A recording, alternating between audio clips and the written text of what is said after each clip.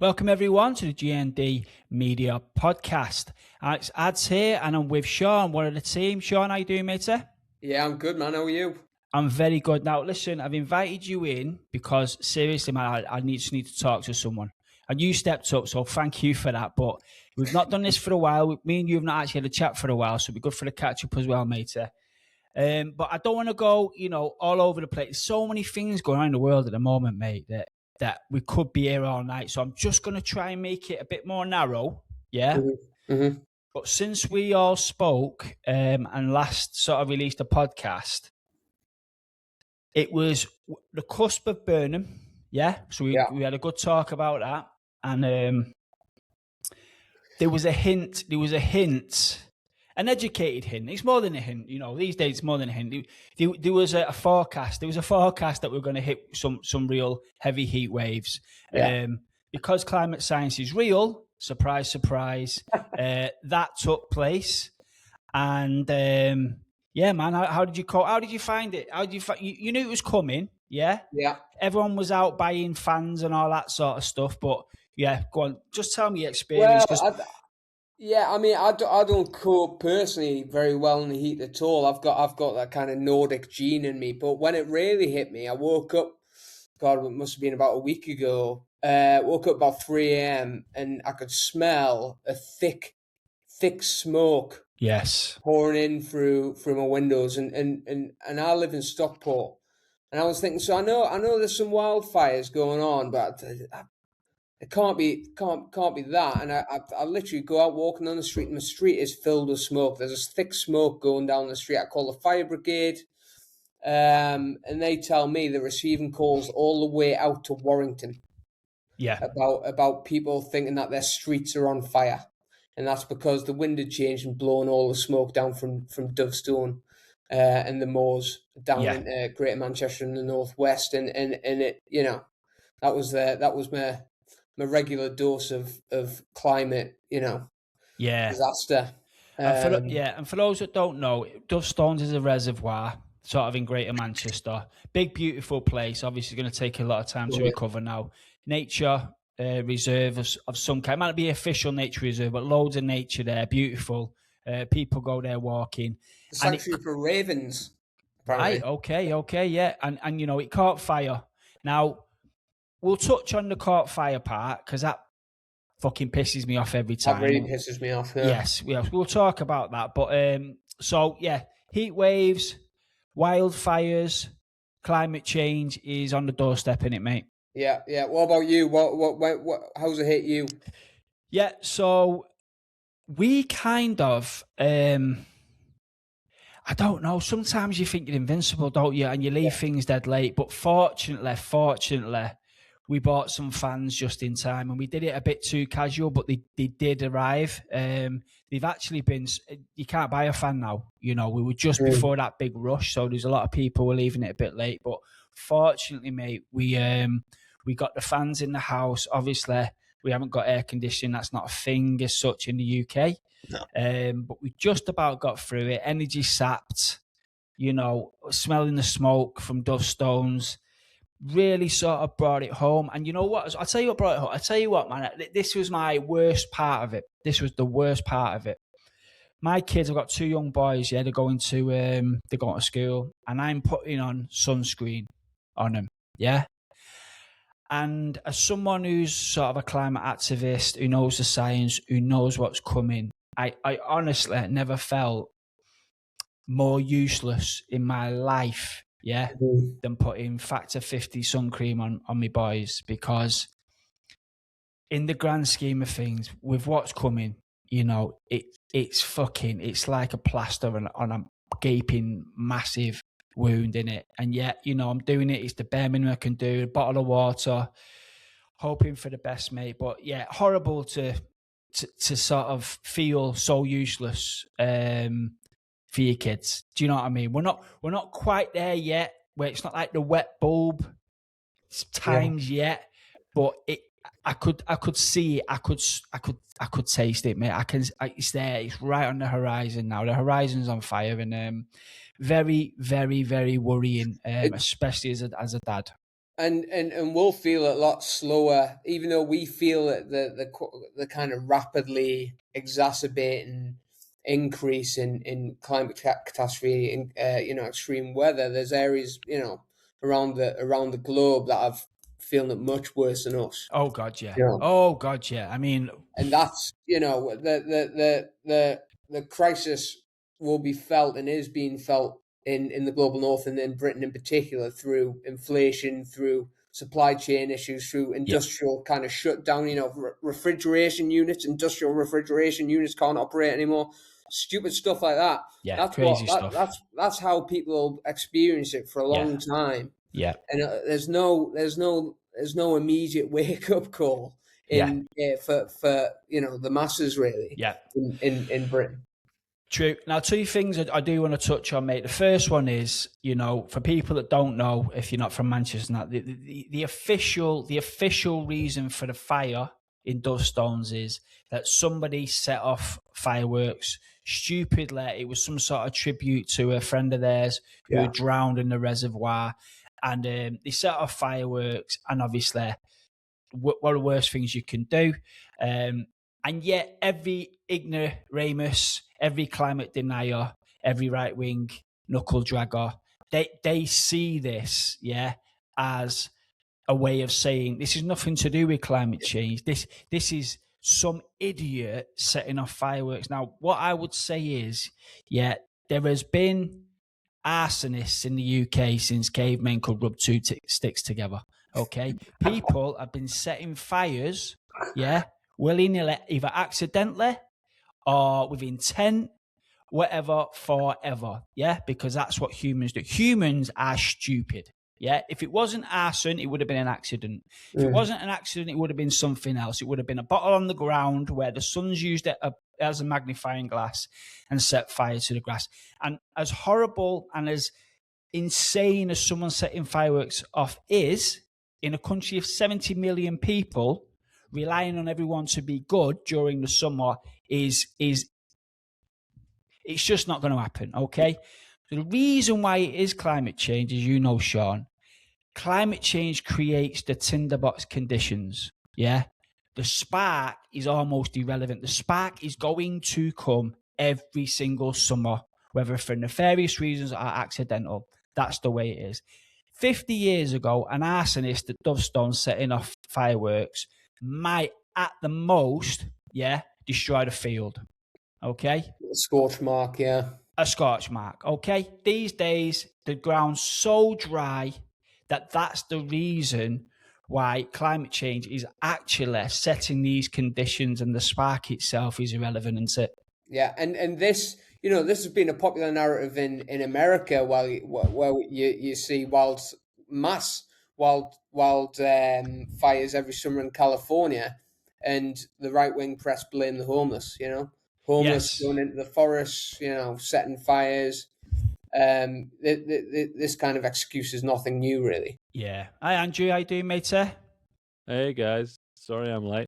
Not a problem, mate. Great to see you. We're just talking about the wildfire experiences that we're now experiencing in the UK, something we're not used to. And we're just discussing, Andrew, about, right wingers and climate deniers talking about it wasn't climate change, it was an arsonist, Oh yeah, and yeah, how yeah. climate change actually sets the conditions. The spark itself is going to happen, whether nefariously or accidentally, in a country of 70 million people. But the conditions on the ground, that tinderbox effect, is a massive indicator of climate science. Now, Andrew, you've got a little baby at home. Okay, how did you Yes. cope with the heat with having such a small lad in the house? I kind of think, and maybe this is perverse, but the heat wave from last summer when he was younger, I feel like strangely prepared him for this one. Like he slept kind of well. Like I feel like he's not to make light of the situation or anything, but I feel like it was like a test case, and then this year he's been fine. It's like I can't sleep in this heat, and on top of the worry for him as well. Like we didn't really experience any of the kind of like smog or dust coming from the wildfires on the reservoir at Dovestone. Have you talked about like how that happened yet? Have you covered that? Yes, the fireworks. Yeah. Yeah. We were just contrasting how it's very easy to point at the fireworks while completely ignoring the tinderbox conditions that's created by climate change. Yeah, totally. That was basically where we were at. Yeah. Right. Yeah, I feel like the whole thing is perverse. Like, but it's funny how heat makes everyone think about climate change, like, but not cold or wetness or lack of food or food prices. They just kind of bake in inflation. Because you can always put more layers on, but there's only so many you can take off, Andrew. Until you take the without skin getting off. arrested. Yeah. And as someone who works in the public sector, like I'm just watching houses get built that are going to need retrofitting like as soon as they're finished. Crazy. Yeah. No, And you're spot on. It's like so much of it is still optional for people, but like especially like local authorities that they're all strapped for cash still, no matter what Labour government's been saying, and a lot of them are still strapped for capacity in terms of like people to actually run projects, and so they tend to find themselves at the whim of developers. Yeah. And thus, like a developer goes, "Oh well, a heat pump isn't profitable, so we won't put one in." And yeah, you kind of see local authorities like talking out both sides of their mouths on this. Talking big game on climate, and they've reduced their emissions by X%, but actually their power over an area to do more is always said so smallly about that you don't have any control of things, which is like not true. There's other authorities in the Northwest that are like really trying to do stuff and have got like stronger like planning regulations and still getting houses built. And there's always an argument about like, oh well, they've got higher house prices. Well, people still want to build houses, right? Like it's kind of I was sat in Piccadilly train station earlier today, like waiting to meet my wife and my son. And I was just sat reading a book called The Tragedy of the Worker by Salvage, and it's kind of a collection of essays. And it was laying out all the kind of interconnectedness of all these issues in capitalism. I was just sat thinking to myself, if climate change doesn't make you into a socialist, nothing will. Like there's nothing else will do it, because talk about collective action problems and having to do stuff that's for the greater good of everyone, and not just kind of bunker down and be a selfish bastard. There's no other problem like it. Even poverty, even like health. I feel like climate change is like not a leveler per se, because everyone experiences it differently, but it's like we're literally all fucked if we don't do something about it. Because it incorporates everything, doesn't it? All them singular issues, climate change, brings them all together and times them by 10. Yeah, like take I don't know if you spoke about Burnham yet. No, but not touched on him yet. But Burnham's the new Prime Minister, isn't he? After some kind of democratic process. I'm not sure what we would call that. And there are a lot of people, especially I think a lot of people in Manchester are quite hyped about having a Prime Minister that used to run the joint.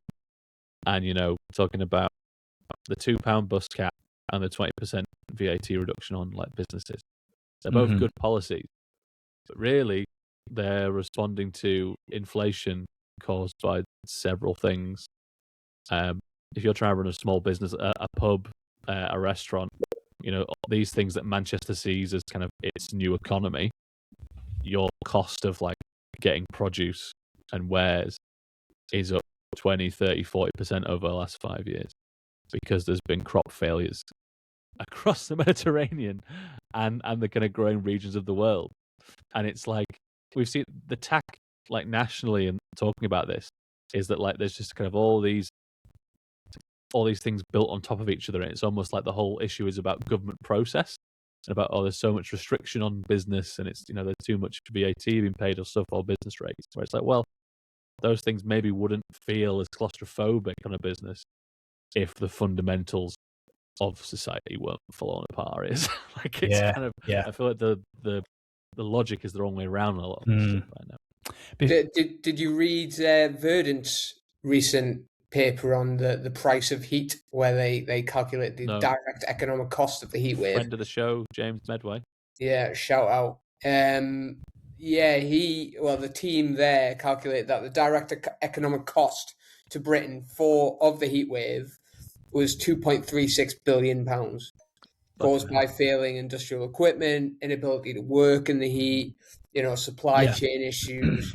So even within the logic of capital, this is like, it's not. There's no logic that can justify business as usual, or chucking around little bus fare caps or VAT off your energy bills. You know what? Just before we move on to the politics, I just want to make this point as well. So one thing that was bittersweet for me during the heat waves, and we were breaking records left, right, and centre, for a very short moment in time, the media seemed to catch up to the existential crisis.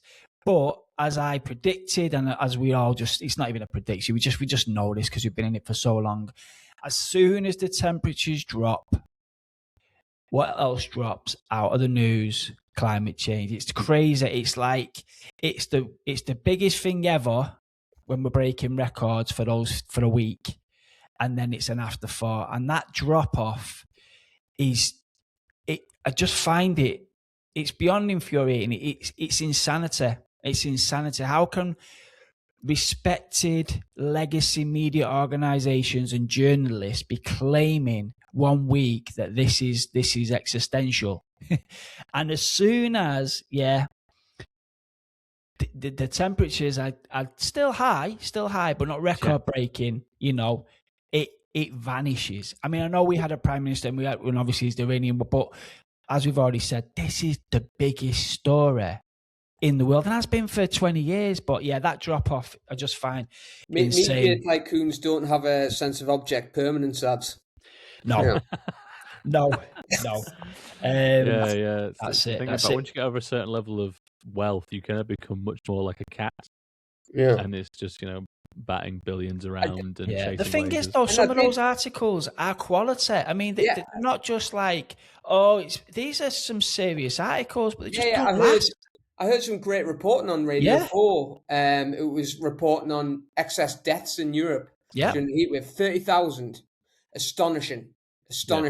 Mentioned once. I never heard that statistic being echoed anywhere else. Didn't even hear it on Radio 4 again. And that's not because the statistic's bad, It's because it's like aggregate, so it's not like 30,000 people died in an earthquake here, but even that, the fucking Venezuelan earthquake just fell off the map after about a week. So like it's and it's dispersed as well. It's dispersed. I mean, 30,000 is horrendous, but it's dispersed over such a large population that it's highly unlikely anybody's going to know somebody that actually died of the heat in such a large population. But it's still massive. Yeah. Right, boys, let's move on. Yeah, let's move on. We had an internal election in the Labour Party, and we now have a Scouser running the country, which usually I would, as a Mancunian, I would be like, nah, I'm not having this. But I'm willing to give the guy a go. And Andy Burnham, the ex-mayor of Manchester, me in the group chat ads about saying I was going to rejoin the Labour Party in like 6 weeks' time, and you're like, give him a chance. Listen, I won't be joining the Labour Party any time in the next millennium, but I'm willing to give the guy a chance. Yeah, I really am. And we have a new Prime Minister, Andy Burnham. We knew it was coming. Some of us predicted it, 12 months ago. But don't worry about that. What we saying? Like new cabinet, new ideas. We've got a number 10 of the North coming. What's your thoughts? Number 10 Dulcie Street.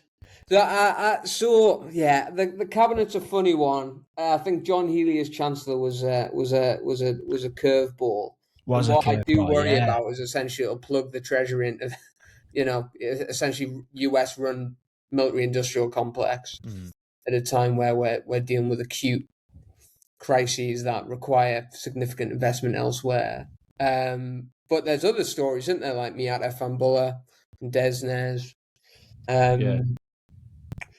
Yeah. What do you think, Andrew? What do I think about Andy Burnham? I think he's a politician, and I don't mean that in some derogatory way. I mean it in the sense that Keir Starmer was not a politician. I think he did not understand what politics was. He didn't really understand that. Was interested in it. Yeah. He thought that he was running a small to medium enterprise, or maybe like a paper mill in 1950s Milwaukee. I prefer that, Andrew. I think you're giving him too much credit. He thought he was running a legal service. Yeah. I suppose at least if it was a paper mill, you get a product out of it. Productivity would go up. So like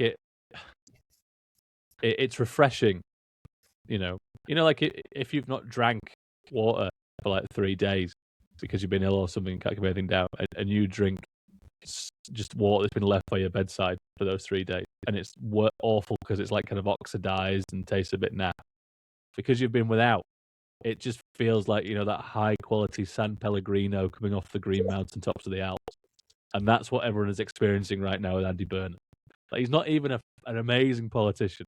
Like, as a rhetorical actor, he's fine. His his approach is friendly, and his whole affect is, I'm from the north, so I say it as it is, and like, I'm your friend. He's like, I think I said this last time. He's like soft left Farage. He's like, I'll go to the pub with Andy Burnham because like we'll have a nice chat about the football, and he kind of gets it.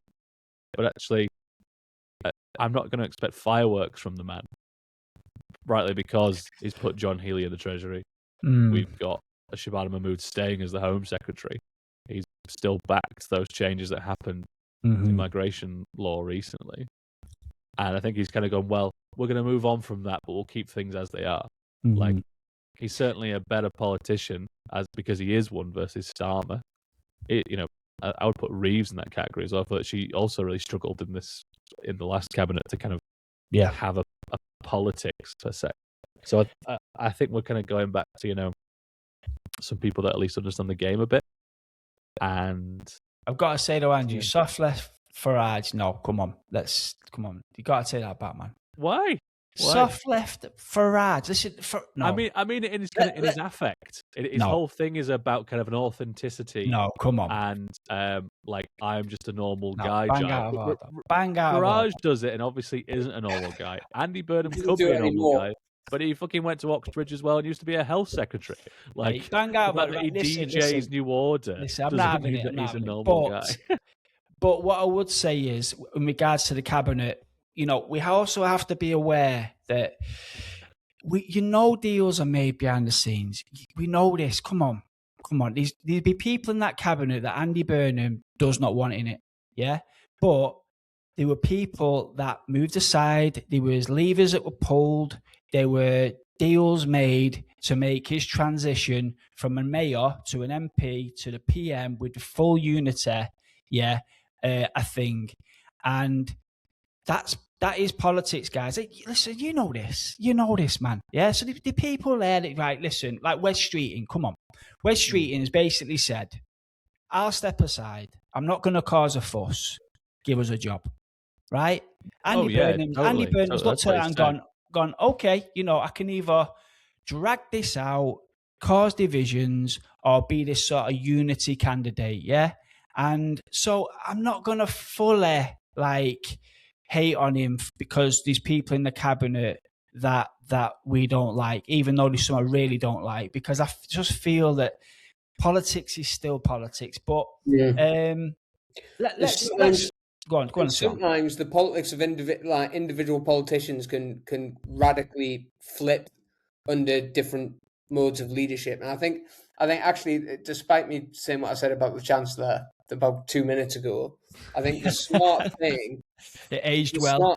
The smart thing that I think is put into play here is essentially what you had with Rachel Reeves was the Treasury's person in number 11, and now what we have is number 10's person in the Treasury. I think what I'd hope to see is that the Treasury is now under more political control, whereas before our politics was more under the control of the Treasury. I'm hoping that's the case. That's my potential silver lining, but who knows? I suppose Healy's from kind of like the old Labour right of the party, I would say, kind of believes in institutions, but thinks we can't have all the nice things we want, or we shouldn't dare to ask for the nice things we want. And unless it's tens of billions for defence. Yeah, unless we spend tens of billions on armoured people carriers that we shouldn't be using anymore. And I'm like, well, like, as you said, Sean, do we go from being in ad hoc to the bond markets to being in hoc to BAE Systems instead? Like, there was something in I think it was in the Times today that was like British. It was either BAE or someone was saying that like if the government doesn't back our £3 billion project, we'll have to shut down 40,000 jobs, and it was like from a military contract. I'm like, is that just going to happen now? Like, is that also politics? Are we just meant to go, well, I guess we've got to save those jobs? Like, I feel like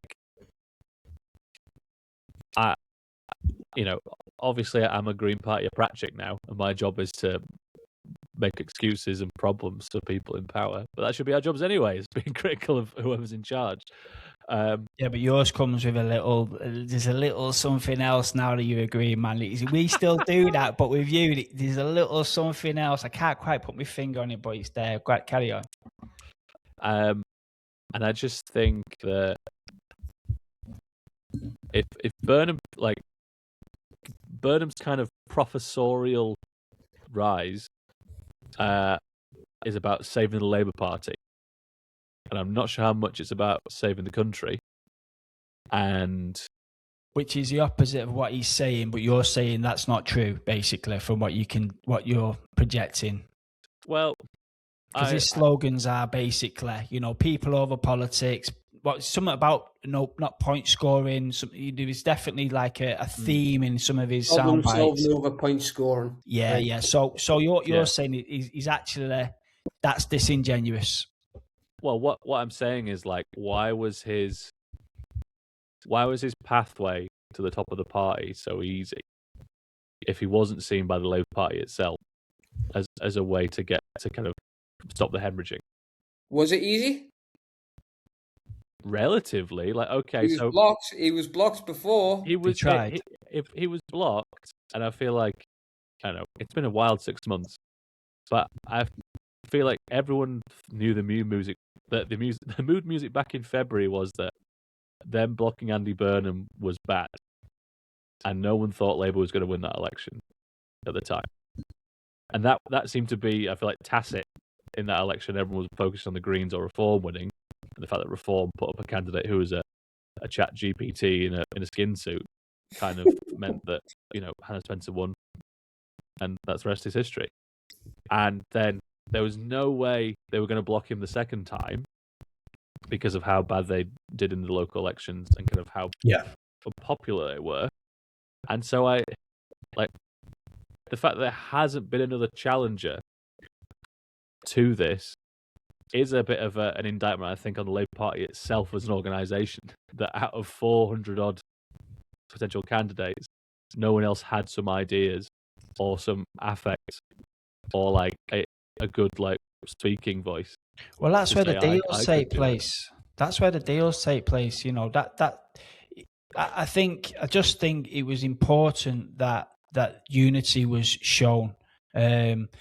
What I would say is you've got two narratives, but the outcome would have been the same, and you choose whichever one you want. But because you can say either, it was an easy path, and everybody just stood aside and they're trying to save the Labour Party, and that would be the outcome. But it'd also be the same outcome if they wanted to save the country, because the country likes unity, and you need to be unified against reform in order to fight them.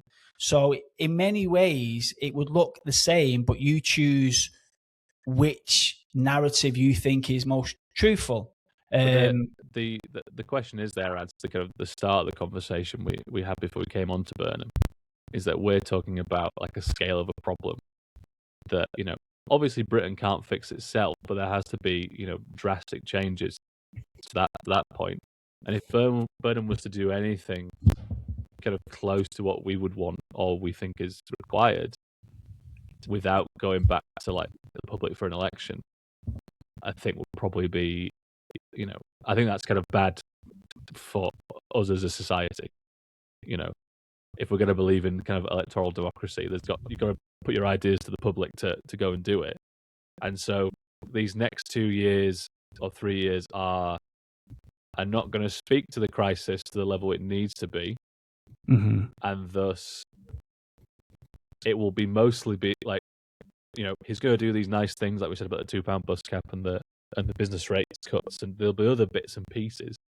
But like his job was to save a Labour Party, I think, because unless he goes for an election sometime soon and says, actually, I've got these other big list of things we have to do, and gets the whole party to back him, we're kind of going to find ourselves in 2029 not much further down the road in terms of the country adapting to climate change. Mm-hmm. So I feel like if he is there to save the country, he's got to do, the whole thing's got to amp up a lot more. Now, he's been in power a week, so I'll give him some breathing space a little. But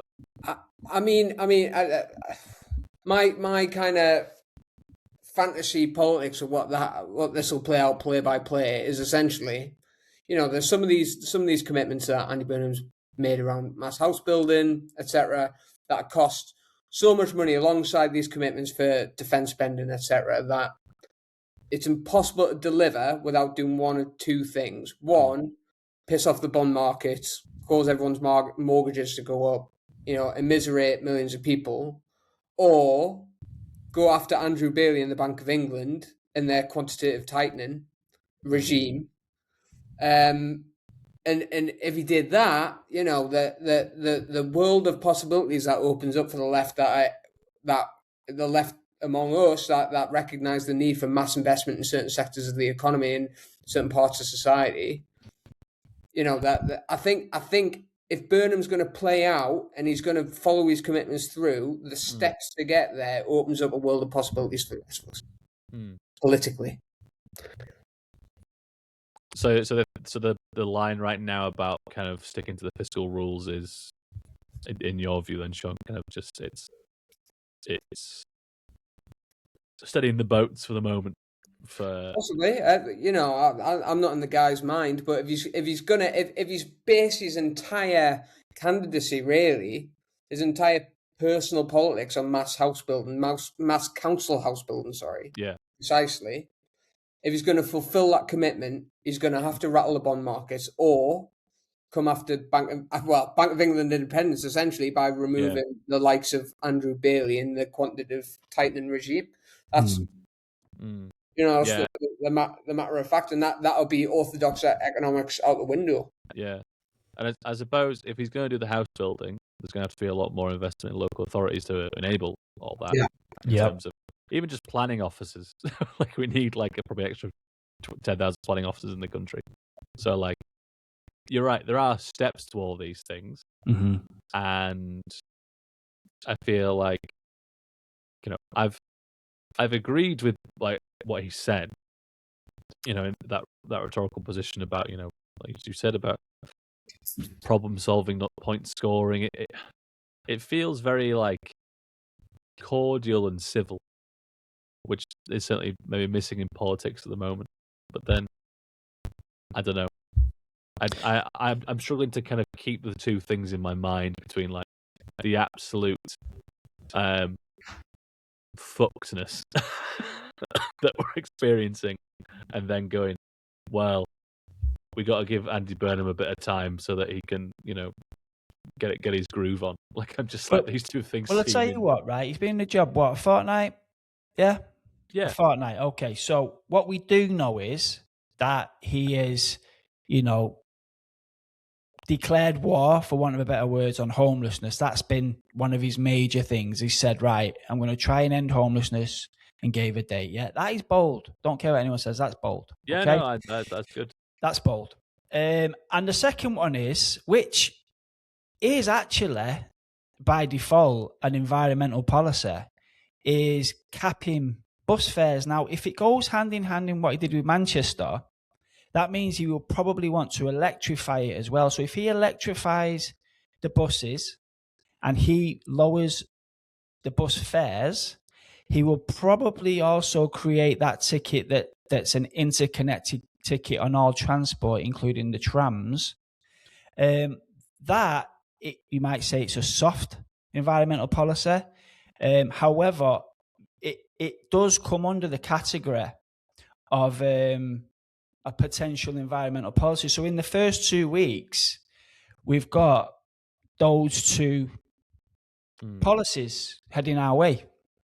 I just kind of feel like you're like, yeah, the £2 bus cap is great, but I feel like you're kind of extrapolating quite a lot out from that to say that he might want to replicate the situation in Manchester. What political capital he's going to use to do that? So, if he is going to bring all the buses back into public ownership or public control, as it is in Manchester, let's get it right. We don't own these buses; they're owned by Stagecoach. I don't think it's actually legal to own them. That's why he does it that way. Well, I think he does own the buses, not the operator. I was just about to say he now has more levers, and he has more money. But yes, that was the sticking issue with the Manchester buses. But go on, Sean. I think the case is they own the buses but not the operator, and under current law, if the Transport Authority wants a publicly owned operator, it would have to compete in the market against other private operators. Mm-hmm. That's right. Yeah, that's it. Well, I suppose he could change the law. He could change the law. Yeah. Or, he could probably, I don't know how easy it would be, but he could bring all buses back into public control. Mm-hmm. I guess everything will probably be on some kind of timeline thing, which, again, some of that is logistics of legislation. Some of that is politicking. Saying, well, if you let me come back to my second term, I'll make sure all the buses go public controlled in England. We'll see. Like, I think, I certainly prefer Burnham to Starmer, and he is better at this job. Already. In 2 weeks, he is better already. Yeah. Yeah, like in terms of being someone that can lay out an idea or kind of pick up, he at least can read polling and understand it. That seems to be the problem with Starmer and his team, is they looked at polling and just didn't understand why no one liked what they were doing. It's like, well, fucking read the poll. I don't know how more explicit it could have been. So yeah, I don't know. I think it's healthy to be skeptical of the man. You're talking about all the kind of all the deals that have been made and the backdooring. If that is the case, then that's also the way that he could be removed, which is what happened to Starmer. Of course, so, this is he, as much as he's in a position of power, it is also a place of fragility, and it will be 3 years of what will be the internal fight within the Labour Party if he does do those things you were talking about, ads, or if he does try and do kind of the Bank of England stuff that Sean's talking about. Who are those people that are going to try to depose him internally, and what mechanisms are there to protect him as well? Which is, there's a whole lack of public engagement and democracy and all of that. Oh, yeah. Yes. Potential nationalisation of some of the big industries. I don't know. There has been rumours, or that might shake things up as well. Have you heard any more since he's become Prime Minister about nationalising water? Or I've heard rumours on the grapevine that the strat for water will be essentially let them collapse one by one and then take them into special administration on a permanent basis. But I don't know how. Yeah, and then these are whispers in the wind. Really, we're not in the room. Yeah, because isn't the plan is if you let them collapse and they go into special administration, they then get like 2 years to like rebuild the company in this kind of form of nationalisation, and then they can resell them, but they can resell them to who they want. So they could be, like what they're trying to impress them with, set up the Northwest Mutual Bank, for example, which will be owned by the local authorities, could buy Thames Water or United Utilities, and then it would be owned by the country. So that'd be a way to do it. Andrew, what's been the Green response to Burnham? Because I haven't actually really looked at it, but obviously Zach, for people that don't know, Zach is someone that we love on this show. Me and Sean aren't Green Party members, but we are Green Party supporters, and we want progressive parties. What's the Green Party? You can't do that. We want a massive placard outside my house, Andrew. Well, we want progressive parties to do well, yeah. And prior to Burnham, Zach Polanski was taking the Green Party into an orbit that had not been to before. Everything, and rightly so, obviously been around Labour at the moment simply because he's been a new Prime Minister. But what's the feeling at grassroots, Andrew? What's being said in leadership? Are you looking for allies? Is it just a case of unpicking every policy he does? What's going on? I think what Polanski said nationally is that like he would work with Burnham on things that they agree at, but like he will kind of try and take a task of stuff that he won't. It's like around on Gaza, on the nationalisation and wealth tax. I think he's talking a lot about wealth tax again. That comes in conjunction with that Gary Stevenson documentary that came out, which I wasn't a big fan of. Bless him. Locally, I wonder how you guys feel about this, but like because Burnham's now gone to be Prime Minister, we're having this mayoral election in Manchester, and it feels to me like no one gives a shit about But it feels to me like it's a one-horse race, mate. I'll be honest with you. I'm not even seeing anything from the other candidates, and I'm seeing everything from Bev Craig. Every time I turn on my laptop, there's something going on. I'm seeing it in town. It seems like I'd be very surprised if he doesn't just walk it. I've got flyers from Restore and Reform, and obviously Green Party stuff, and I see Green Party stuff on socials, and I've been involved in putting poster boards up around Stockport. So I'm kind of part of that activity. But maybe I'm just misremembering, but I feel like previous mayoral elections, at least there was a lot more going on in the city about it. I don't know. Did you get that vibe? No, I think because of the Burnham effect, I think you've forgotten just how dull they usually are. I think Burnham sort of put a spotlight on it because he was a big fish in a small pond. But generally speaking, the last Burnham election was 2024, wasn't it? So it was during they did the mayoral, I think, with the general election, did they, or was it maybe the month before? I can't remember. It certainly. I'll be surprised if turnout is like high, normal levels. I kind of feel like Manchester feels a bit like overpolled right now. At least maybe that's just because I'm in the Green Party and there was the Hannah Spencer thing, the local elections, and now this. It's just like fucking hell. But Reform aren't polling very high. No, well, I feel like they've also, is this the Burnham effect as well? Has Burnham just sucked the energy out of Reform and the Green Party?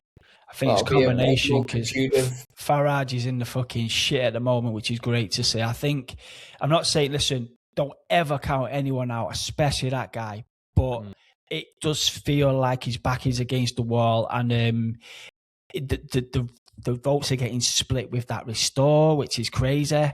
But I don't think they're in a position at the moment to really go for something like the mayor of Manchester. I don't think they're getting anyway, but to really go for it, it just feels like it's not right now. Yeah, like I'm not seeing any of the hustings or anything, but I don't think I did previously either. Don't know. There has been some. There's been there will be, yeah. Yeah, there's been like VCSE sector hustings and all that. Right. I've not been or watched any. But like, I wonder what effect, the Green Party now being in this race in Manchester has affected the Labour's policy position. Like, they're certainly talking up housing quite a lot. Bev Craig's back left in what I've seen from her. Yeah. There was something put out by Manchester City Council about it building more houses in Manchester than they've done in Greater London in the last year. I've seen it. I can see it. Yeah. Which is it's interesting. And like Bev Craig has certainly tied herself to Andy Burnham as well. Yeah. Like literally, her placard's identical. It just says no sign of the Labour Party, and it's just Bev Craig for us. That was exactly what Burnham's brand was. In the promotional videos, it does seem like a one-horse race. But if you're sort of intimating, Andrew, that a strong Green is pushing Labour left, then that's what we want in it. Well, yeah, and it's ranked choice voting. You get two choices, so turnout will be important in this election. And I imagine the Labour has a whole machine for this, and it'll be fighting hard for it.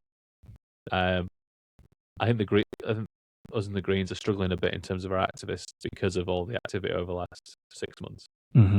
Because we don't have many paid staff members versus the Labour Party and the unions. So there's been a bit of burnout, and it's because the party has changed so much in the last year. You've kind of got those frictions between people that have not had time to like develop into relationships and things in certain ways. Yeah. So we'll see. Like I'm glad Bev's taking left. I think there's a chance that Coggins could win still. Okay.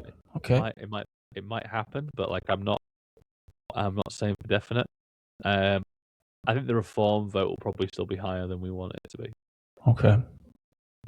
Especially in the kind of northeast, northwest Manchester areas, Greater Manchester areas, Wigan, the place where they did well. I don't think. I think there'll be certain people that most people aren't going to know who Bev Craig is, even if they're throwing up pictures of her everywhere. It'll be like, well, Andy Burnham was a totemic figure and had been that for a long time. So we'll see. There's a lot more Greens now in Manchester City Council, so that will also be additional pressure. I don't want to sound overly derogatory because I actually do genuinely believe this, but because it's not a general election, and because it's not got the spotlight of that Denton had, there's going to be a large proportion of Reform voters that don't even know there's an election, or they won't go and vote because they don't fully understand what the hell is going on. Because it was that bit of a joke, but it is a joke and it was a bit cruel, but there was people voting in Denton thinking that an MP was something much bigger than it was, or councillors were bigger than they were. There's people voting for councillors thinking they were going to be MPs. Yeah, and then being disappointed that their guy stop the boats down the Mersey wasn't in Parliament. So I think there's always going to be an element in these sort of more niche elections where people on the right that don't really know what's going on don't even turn up. So I would be surprised actually if Reform, with all that's going on with Farage, the general education levels around politics with Reform voters, I would be surprised, Andrew, if Reform does make us sweat a little bit like they have done in the bigger elections. But let's see. I've not seen their candidate anywhere. No. I've got a leaflet. I think I've seen her face once on that leaflet. But we'll see. Yeah. Yeah. A question for you guys is like, how do you feel about? Like, do you feel better now that Burnham's prime minister, and like, do you feel like politics itself is kind of taking a tack back to the centre or to the left, or like, do you feel like there's an adjustment going on, or is it like, are we in a holding pattern now? Like, what do you think like the priority is? You go, What do you mean Sean. by holding pattern? What do you mean by that? Like, are we just waiting and holding our breath to see if Burnham will provide things that will be good for us? Yeah, I mean, it's a politics which we're not used to, as you pointed to earlier, Andrew. You know, we're not used to politics anymore. We're used to technocratic rule by lawyers, and I think that's at least exciting for people who like to nerd out over politics. But it's also a politics of, you know, at least a bit of ambition.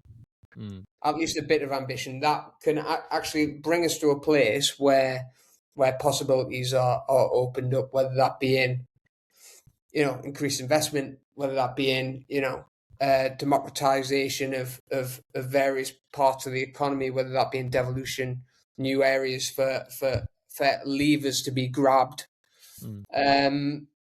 by local and popular politicians. You know, I think that's more exciting to me than what we'll see. It is, you know, it is reform done if Farage is done. Is that project kind of dead in the water? Like it for me. So just go back to like your question around Burnham. How do I feel like? So I had two big worries, same as you guys. It's climate change and it's the rise of where in spaces where fascism can fester. Yeah. So I'm looking at Farage and I don't see him as a joke. I see him as a potential horror. You know, a real horror that could be coming, and he sort of ferments these ideas and legitimizes these ideas that really, really scare me. So going back to Burnham, I am happy that Burnham is the Prime Minister because I see him as being a better block on Farage and reform. Yeah, so that's why I'm happier. That's one aspect of it. The other one, as you said, I am just hoping for the best. Listen, nothing's changed in any radical sense, and there's no reason to think that it will. The system's still the system, and as Sean said, if we can tweet left, I'll take it. Yeah, if we can get a few good things, I'll take it. And that's where I am with it. But I am honestly, I'm so happy because Keir Starmer didn't know how to treat Farage. He didn't know how to deal with him. He was going right to try and gain voters that didn't care, you know, and he was dragging us down a dark path. I don't think Andy's going to fall for that. And I think the combination of Farage sort of imploding and the reform imploding a little bit, but Andy coming at the right time. But in regards to reform and Farage, it's not really about whether reform implodes or not because Farage is back against the wall. He could quite easily come back in 2 years with a new party and just and be where reform was 12 weeks ago in the space of about 12 weeks, depending on what happens. All it would take is some incident like Southport or something like that, you know, something that they can latch onto, and he can come. He's the ultimate phoenix, isn't he, Farage? You know, he's been a clown and been laughed at for years. But I feel like this feels like a real misstep, though. Oh, it is. It is. It really is. I feel like this is actual damage, and you know, I think you're right. Because as the process is, like, if he wins the by-election, the investigation into him will restart again. Yeah, and the by-election's a farce. And there'll be another by-election, potentially. Yeah. Which I mean, there's 30 candidates in Clacton or something, which is mental. Which is really going to dilute the bin face vote, which I'm very sad about. Yes, I mean, that was a misstep. The by-election's really backfired. He looks fucking ridiculous now. He really does. But in politics, Andrew, these people get laughed at one day and the leaders, the next. It's such a weird thing, politics. And I will never count this man out till the day he's dead. When he's dead, I'll say, right, that's the end of him, because they're so dangerous and slimy, and they know how to tap into people's fears. I think someone like Farage, though, kind of in the Trumpian way is about like, he's a self-made man, he's successful, he's really kind of a master of his own domain, and this whole thing is kind of the opposite of that. It's him being sloppy, being messy, being crooked, and then being shown up to be a fool, and not really being like, not having any like tact or ability to kind of take it on the chin. Like, he's been a big fucking baby about this whole thing as well, which I think really, really is bad for his politics and what people think about it. I agree. It's kind of like an inherent, even though like he's not like some oiled up, muscle bound like meathead. There's a machismo to Farage's kind of politics. Blokeism, innit? yeah, blokeism. There we go. Yeah. And then blokes don't like to be fools, do they? No. So I wonder if Farage is like falls into the bus, that does that open the space more for Richard Tice in some way and restore, or does that have a hard cut? Yeah, there's no reform without. Yeah, if Farage goes, the long Robert Jenrick coup will happen, then it'll be Tory party, a right wing Tory party essentially, and Rupert Lowe will skyrocket.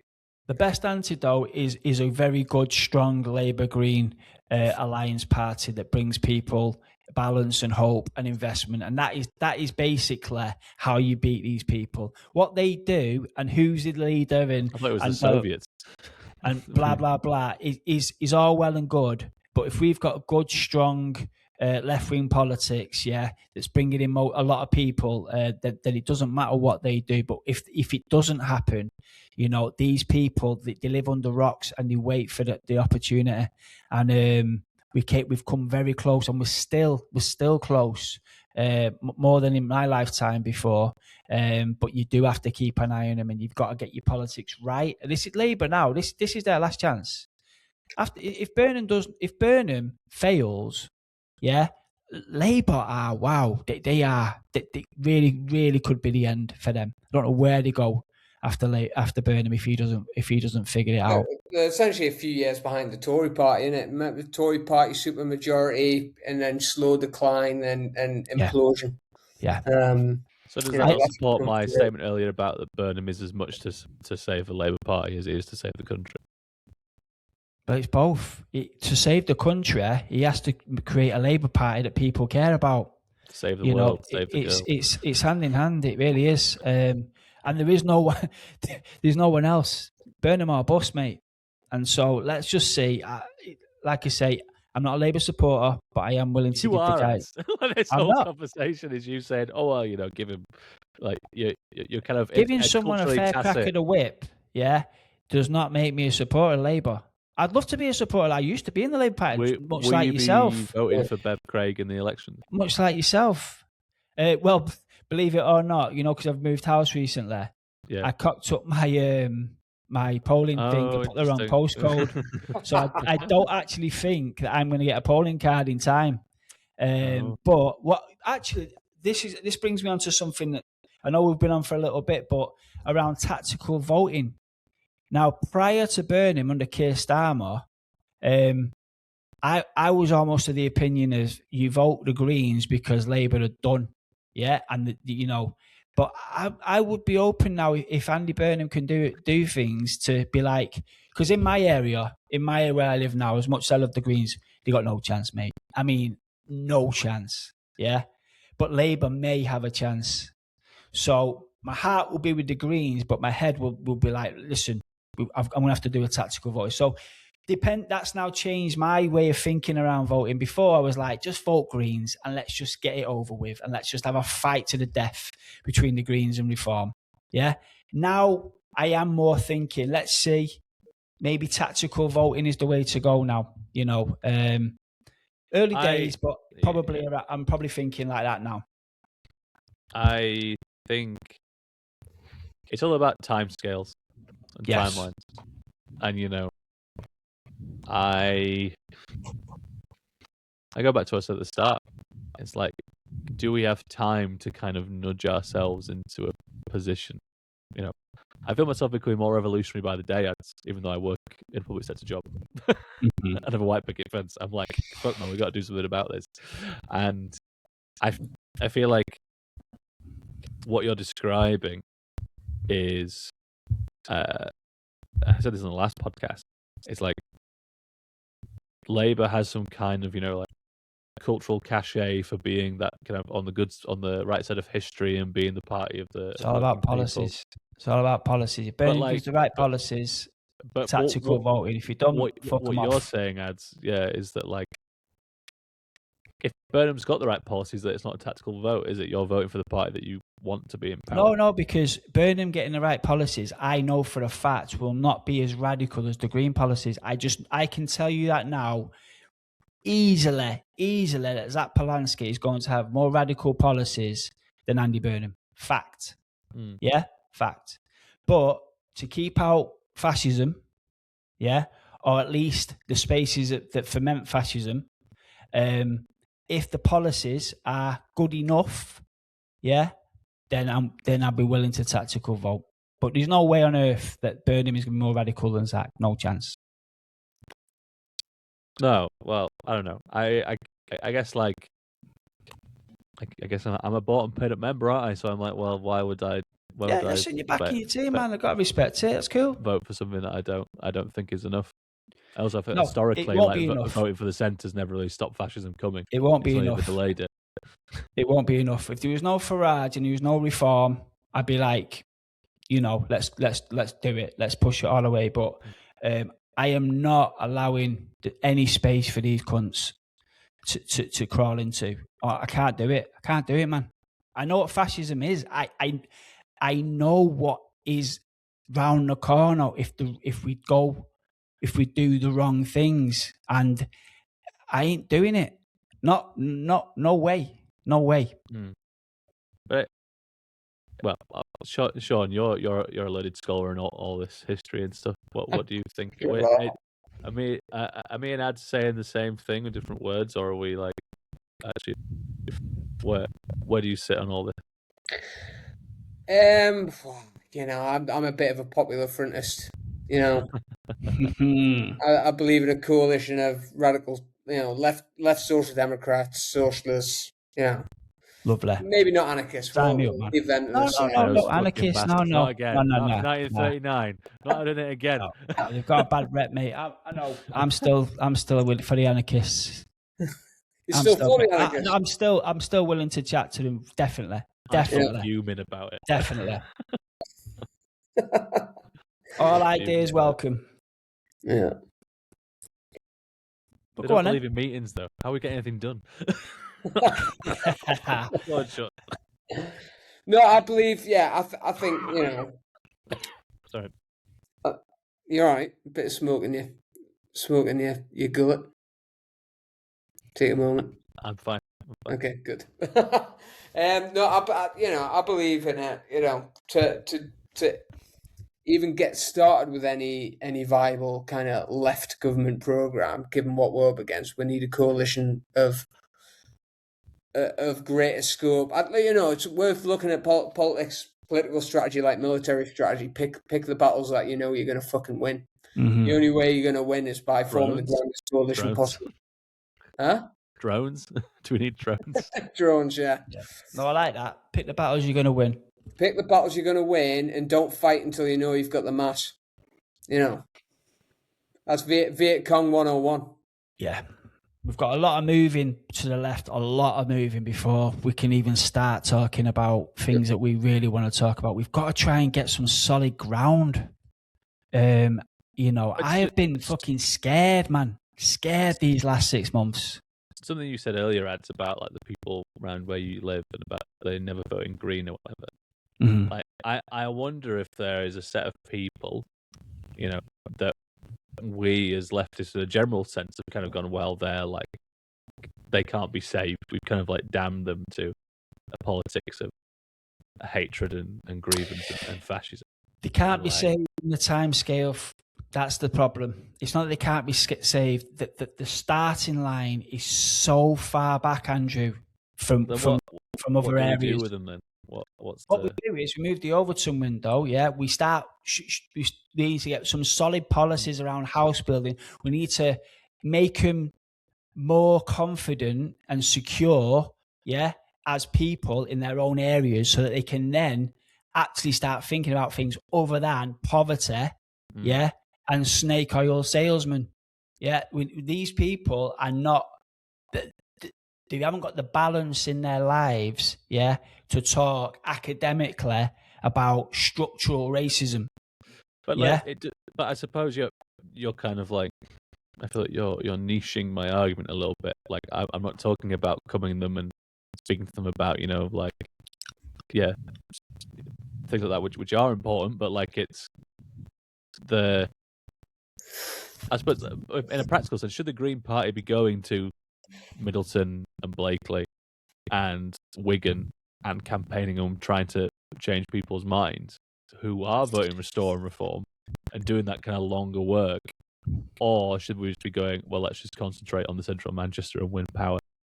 I don't think the Greens should be going in anywhere like Middleton, just running the candidate. I think they've got a long job to do, embedding themselves within a community, delivering. This is what I'm saying. Doing some hard organising work, being at the service of the community. Whether that be local beautification projects, using that as a catalyst for political organising or whatever it may be. This is what I'm talking to. It's a long march. Like I'm not. Yeah, I don't want to conflate electoralism and like kind of community organising because like one feeds into the other. But if these people like are kind of too far gone, as Ads is saying, is even doing that organising work kind of a waste of time? I think on a practical level, you've got to think about resources, Andrew. That's what you got to think about. Yeah, there is battles, as Sean said, to be won. Yeah, and it's going to be fucking hard to win them ones. Now, if you've got an excess land army and funds and projects and ambition and energy, by all means, go everywhere you want. But if you've only got a certain amount of people, certain amount of funds, I'll be honest with you, Andrew, to win where you're favourites is hard enough. It really is. You don't want to take your eye off where you can win by trying to, and I'm not saying you're saying this, but in an arm, because I know that you're not thinking that this way, but the hierarchy of local elections can often think this way. Performative, yeah. It's not about being performative. It's not saying we're going to stand a candidate because such a place deserves a voice or whatever. Yeah, it's either got to be genuine and deep rooted, long term, yeah, or just for the mere sake of resources and energy and funding, yeah, I would say build on where you can win, yeah.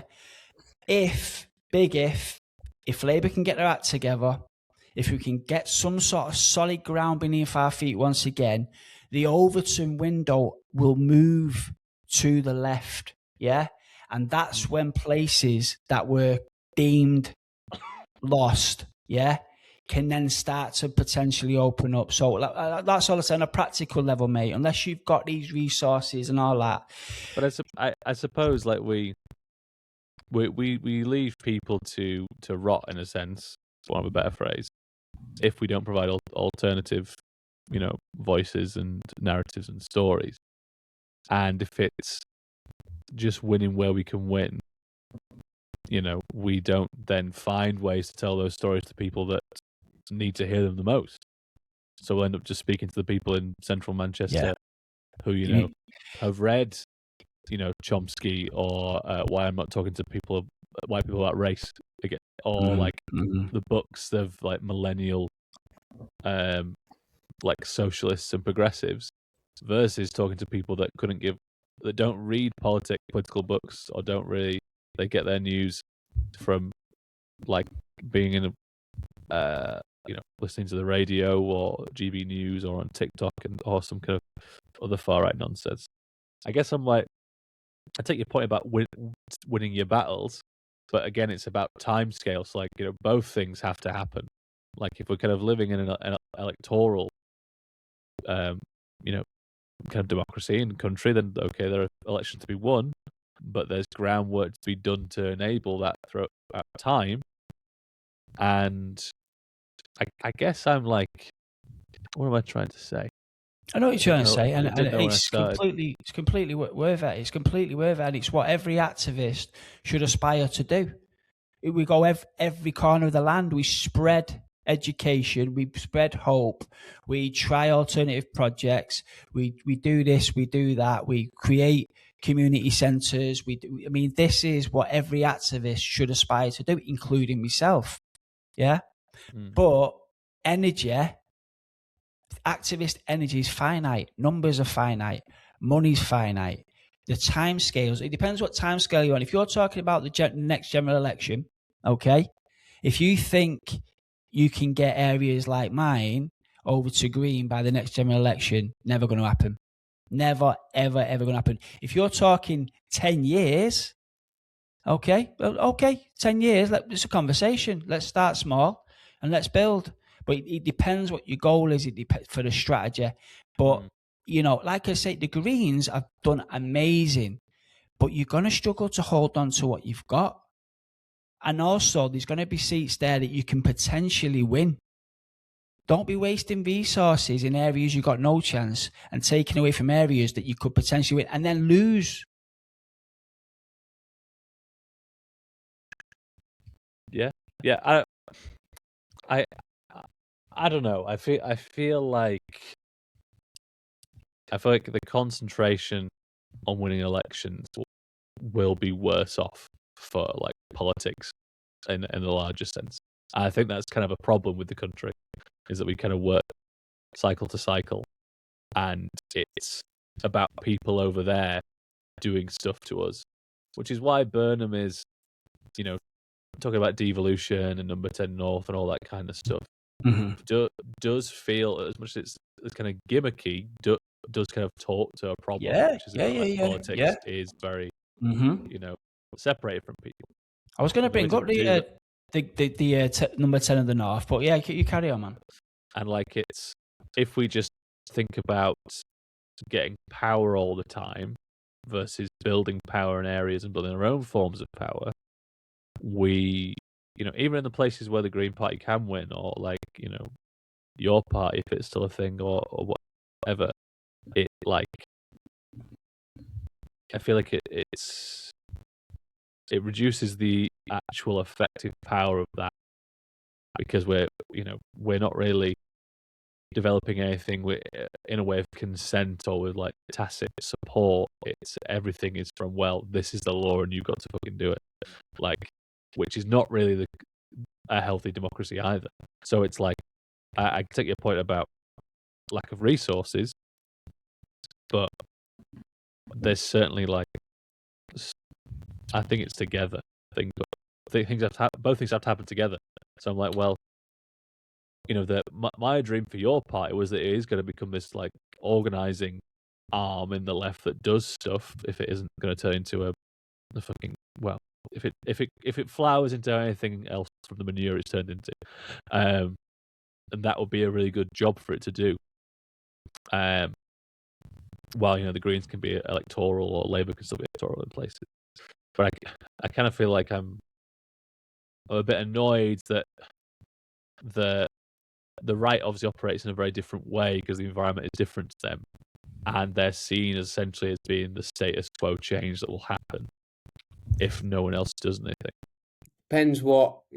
It depends what fragment of the right, because the likes of Restore and the kind of street fascists, it's very much, they position themselves, proper white supremacists, like fully out.